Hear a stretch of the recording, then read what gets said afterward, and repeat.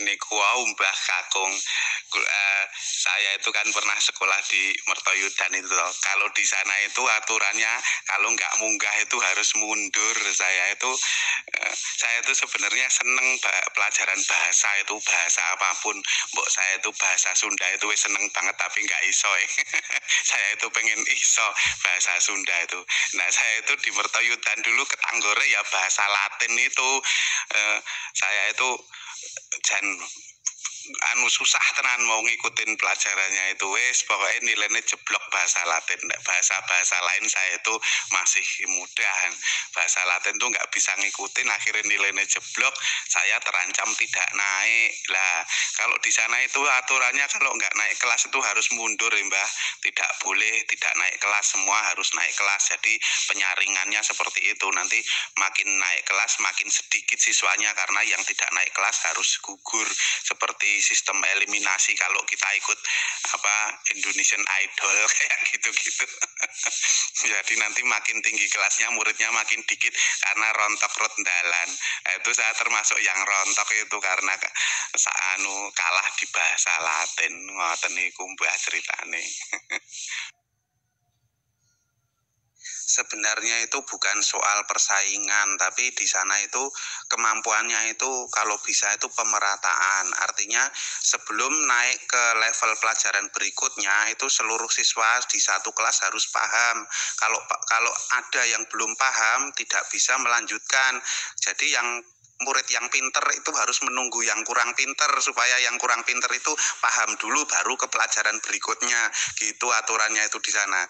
Jadi kalau murid-murid yang pinter itu di sana punya tanggung jawab ngajari temennya yang belum bisa, gitu aturannya itu. Jadi di sana itu harus pemerataan pemahamannya itu. Siji mudeng harus satu paham, semuanya harus paham. Kalau yang belum paham ditunggu, gitu. Lah jadi kalau di sana itu ada murid yang terlalu bodoh, itu yang kasihan teman-temannya yang pinter harus nunggu dia paham, gitu ceritanya. Wah, kalau begitu termasuk murid-murid yang top no. Kalau begitu masuknya di sekolah yang model begitu, model sistem gugur ya. Itu mendah yo. Kalau bisa lulus dari situ jadi orang jempolan tuh. Tapi ngomong-ngomong soal bahasa Latin itu kalau dipikir apa ndak lebih mudah bahasa Jawanya? Ya mungkin memang bahasa Jawa sudah menjadi bahasa sehari-hari kita. Tapi bagi kita ini jangankan kok yang anak-anak zaman sekarang, lawang kita saja itu sering sekali salah kok menggunakan bahasa kita sendiri padahal. Iya toh. Apalagi sekarang bahasa Jawa itu sudah rusak, modal madul amburadul nggak keru-keruan.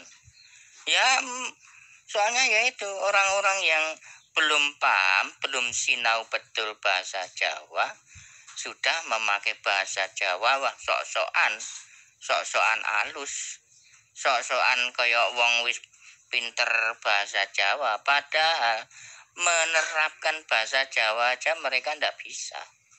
Unggah-ungguhe basa itu tidak ada. Kita berhadapan dengan siapa, itu pun mereka ndak tahu. Tata cara bahasanya itu ndak bisa, ndak mengerti. Itu sayang sekali bahasa Jawa ini hancur, hampir punah. Bahkan sekarang itu ya, kalau ibu-ibu muda atau bapak-bapak muda itu mengartikan bahasa Jawa itu sudah tidak bisa. Untuk menanamkan bahasa Jawa yang betul itu juga tidak bisa. Begini ya di Mas Martin, saya pernah begini ya, bilang begini sama anak saya nih. Ini saya ngomong gini, awas ya sok kowe nek ngantek anakmu ra iso basa Jawa, wis aja diceluk mbah wae aku. Ternyata sekarang mereka tuh hidupnya bukan di Jawa. makan baik keweleh itu namanya.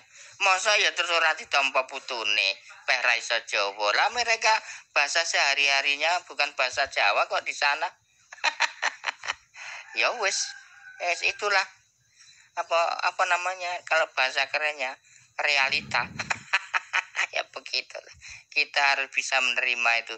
Tapi kalau bisa ya jangan sampai lupa lah bahasa Jawa, ya tetap pakai terus. Paling tidak ya paham biarpun tidak bisa memakainya secara baik. Iya Mbak Petruk, biasanya karena pergaulan ngomong bahasa Jawa nih jadi berantakan. Jadi bisanya hanya bahasa keseharian atau bahasa kasar, bahasa Jawanya.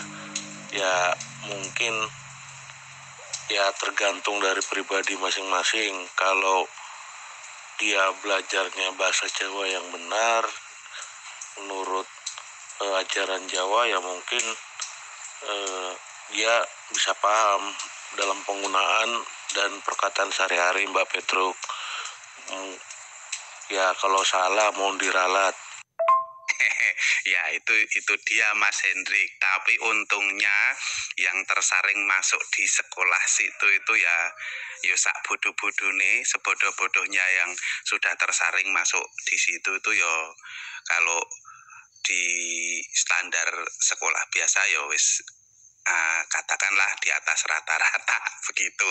Soalnya dulu waktu masuk sekolah di Mertoyudan itu seingat saya itu ada lebih dari 250 kandidat, itu cuman diambil 60, cuman yang diterima cuman 60 orang. Nah, alhamdulillah saya termasuk yang 60 itu. Jadi yang di situ tuh ya ibarat kata ya itu tadi sak bodoh-bodohnya ya tergolong di atas rata-rata lah studinya begitu. Nah, ini kalau menyoal kembali ke bahasa tadi ya, kalau Mbah Petruk, ya memang bahasa Jawa dan juga bahasa-bahasa yang lain itu saya kira sekarang ini mengalami krisis Mbah, krisis bahasa daerah apapun tuh sekarang itu sudah mulai minim penggunaan, terutama anak-anak muda itu memang sudah sama sekali sudah ini ya. Saya pernah dengar berita juga itu bahasa Jawa yang biasa digunakan di Suriname itu kan anak-anak sana juga sama seperti anak-anak Jawa di sini, itu bahasa Jawa mulai tidak digunakan karena di sana itu juga sepertinya kalau pakai bahasa daerah, pakai bahasa Jawa itu gengsinya hilang gitu. Itu dalam pemahaman anak-anak muda zaman sekarang. Jadi di Suriname maupun di sini ya ternyata sama aja. Anak-anak muda itu kalau pakai bahasa daerah kan gengsinya hilang kan begitu. Lebih kalau pakai bahasa gaul kan seperti itu. Tapi ya kalau sebagai orang tua kita punya tanggung jawab memang untuk ini ya mempertahankan bahasa daerah. Kalau memang tidak didisiplinkan memakai bahasa daerah lama-lama memang bisa punah bahasa daerah itu kalau lama-lama tidak digunakan. Dan khusus untuk bahasa daerah ya, bahasa Jawa ya juga saya kira bahasa Sunda, bahasa yang lain juga ada dalam unggah-ungguh, dalam etika juga ada tingkatannya ya, level pemakaian. Nah, itu yang lebih membuat sulit tata bahasanya itu di situ saya kira. Anak-anak muda kalau cuman sekedar omong Jawa yang biasa masih bisa atau wong itu bahasa ibu gitu bahasanya.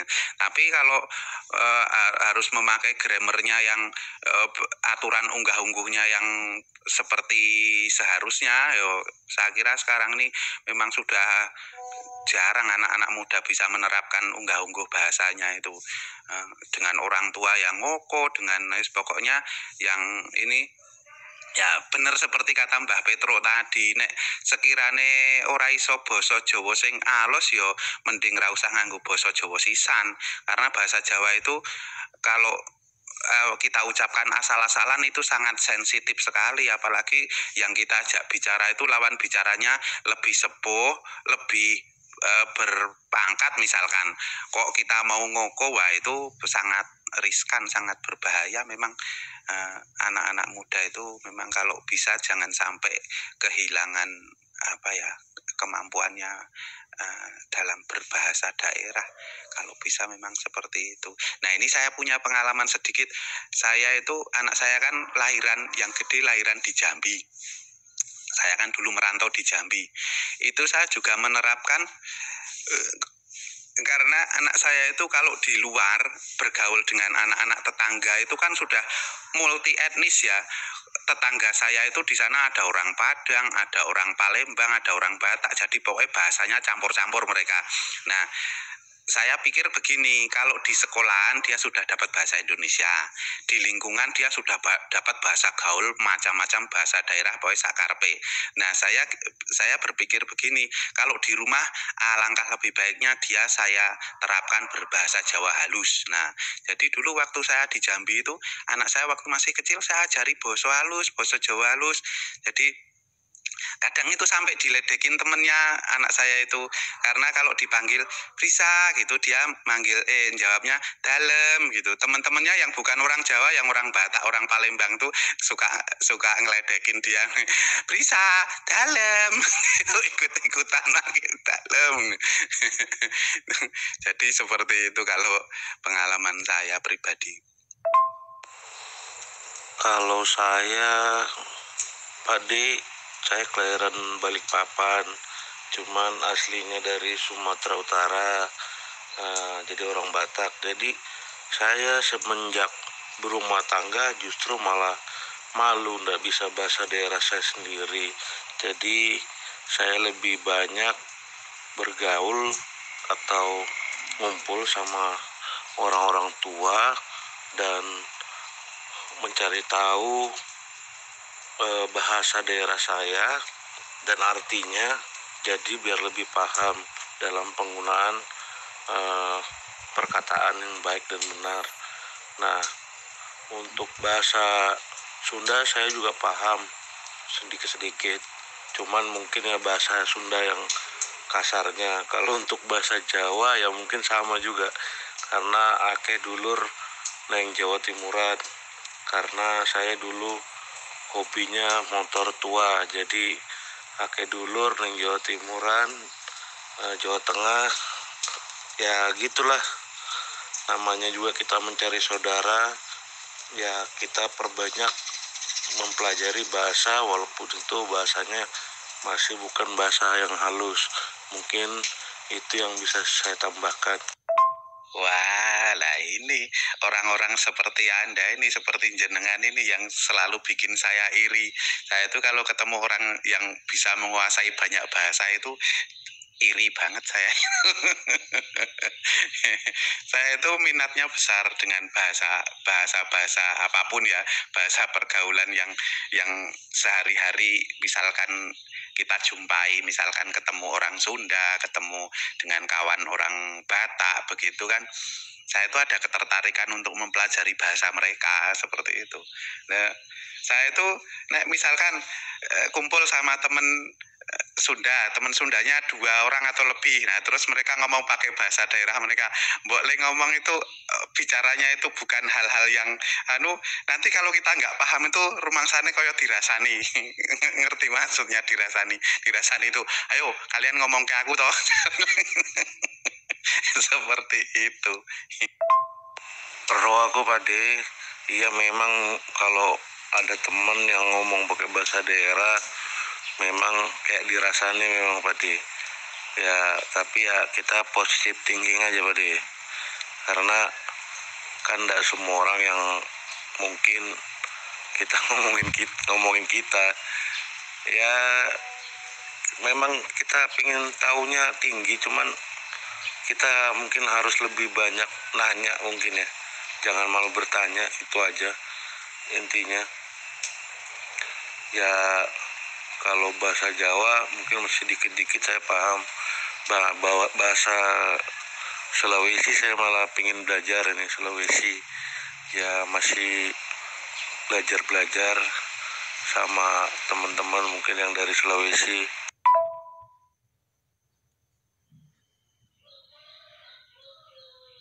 Saya bahasa Batak cuman bisane modom maita. Sama inilah satu lagi, dangadong epeng. Kalau orang Padang bilang dado piti. Saya waktu kerja di Jambi kan bos saya orang Batak Mas. Jadi saya sambil dalam keseharian bergaul selama beberapa tahun kan lama-lama ya tahu apa yang sering mereka ucapkan. Oke, monggo dilanjut aktivitasnya. Selamat bekerja, matur nuwun. Lah, kok dihapus Mbak? Oke Pak De, dilanjut Pak De. Lah, kok dihapus Mbak He? Ini saya lagi nyimak loh. Ujangan dari Mbah itu bagus loh. Kita harus mencintai bahasa daerahnya masing-masing. Itu kita tidak boleh gengsi dengan bahasa kita atau bahasa ibaratnya kalau kita bilang bahasa ibu itu adalah bahasa daerah kita masing-masing ya, di sukunya masing-masing tentunya. Kita harus bangga sebagai bangsa Indonesia mempunyai banyak suku dan banyak bahasa, banyak budaya. Kita sangat bangga ya. Itu makanya kita harus melestarikan bahasa kita masing-masing di samping kita mempelajari bahasa daerah yang lainnya ya. Begitu kalau menurut saya. Iya betul Nak Toto. Wah ini memang bahasa sebenarnya itu kelihatan sepertinya seperti hal-hal yang sepele saja ya. Padahal itu bahasa itu adalah cermin budaya kita. Mestinya anak Toto juga paham bahwa bangsa Indonesia itu budayanya sangat-sangat luhur sekali dari suku apapun. Kalau Mbak bilang misalnya seperti budaya Jawa itu budaya yang tinggi di antara budaya-budaya yang lain. Begitu pula budaya Sunda. Pasti Nak Toto juga menjunjung tinggi budaya-budaya yang berasal dari suku Sunda, kan begitu. Masa hal-hal yang begini terus harus punah gara-gara soal gengsi. Apalah artinya sebuah gengsi kalau menurut Mbak? Gengsi itu tidak usah dipertahankan. Kalau dia ingin melejit, dia melejit dengan sendirinya kok. Dia akan naik dengan sendirinya kok. Asal kita bisa membawanya, membawa diri kita. Gengsi itu akan sendirinya menempel atau pada dari diri kita yang memang kita patut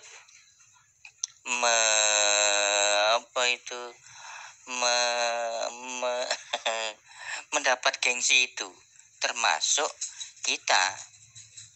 kita membuat bahasa Indonesia itu. Bahkan kalau kita bicara atau apa dalam berperilaku itu sedikit kita sisipkan itu bahasa Jawa, budaya Jawa, terus tradisi Jawa itu harus kalau bisa diperkenalkan kepada mereka yang bukan dari suku kita, kan begitu. Secara otomatis nanti kita itu jadi orang yang bergengsi dengan budaya kita. Gengsi kita menjadi tinggi dengan adanya budaya kita yang kita junjung tinggi. Bawang Jawa ya wedi orang duwe gengsi, merasa rendah karena bahasa kita bukan bahasa gaul. Mari kita buat bahasa kita itu bahasa gaul. Jangan kalah dengan bahasa gaul-gaul mereka itu. Kan begitu Nak Toto kalau menurut Mbak lah. Salam untuk kamu. Saya suka itu dengan kamu, dengan pendirian kamu ya. Selamat pagi.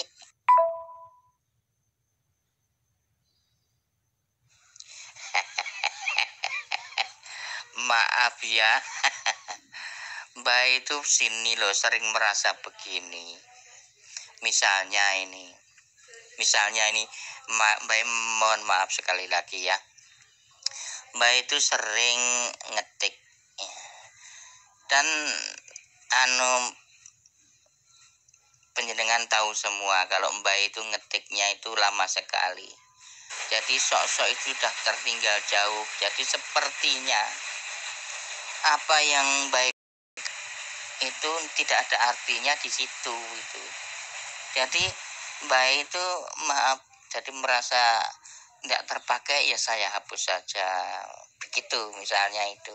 Terus begitu pula dalam hal apa itu soal pesan suara begitu juga. Misalnya ini ya. Misalnya Mbak ngomong begini ya, begitu begini ya, misalnya ngomong yang mungkin itu buat Mbak itu ya ada artinya mungkin, tapi kalau menurut saudara atau teman semua itu mungkin tidak ada artinya. Buktinya begini, setelah saya kirim itu kok tidak ada respon. Kalau memang tidak ada respon, ya mendingan tak hapus saja. Itu menurut pendapat baik. Jadi maaf ya, Mbak ini merasa apa itu apa yang saya katakan atau saya bicarakan atau yang saya tulis di situ tidak ada manfaatnya untuk Anda semua, begitu. Makanya sering saya hapus. Maaf ya. Kalau dendanya ya cuma 2.000 ya nanti saya kasih lah 2.000. Pengen berapa kali? 2.000 kali 3. Ya nanti tak kasih 6.000. Wes sudah peng banyak loh Mbah Petro hapusnya, ayo 2.000 peng, ngapus berapa kali, ayo. Kok Mbah Petro, kalau soal lama Mbah Petro ada yang lebih lama lagi. Kadang ngenteni sok sampai keju. Siapa dia? Kita tanya Pak RT.